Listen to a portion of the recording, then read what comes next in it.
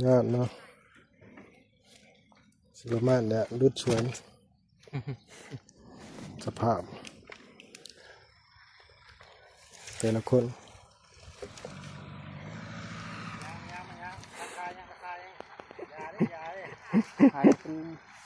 ไอ้คนมันเรียก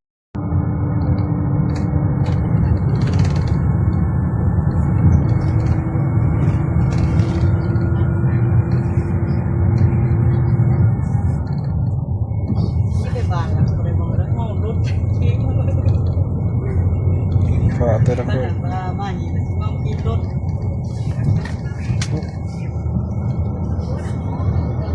กลับบ้านเอามาของอาหารกับเพื่อนนะครับง่ายปูพัดเรียบร้อยเมนูเก่าเมนูเดิมตรงนี้ครับ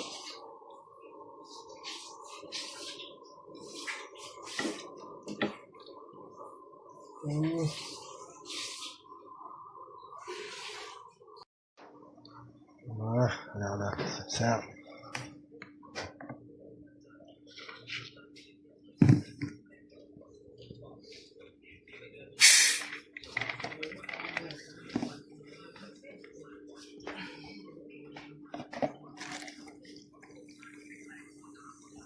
โอ้เป็นอยู่กับเพื่อนเท่าเรา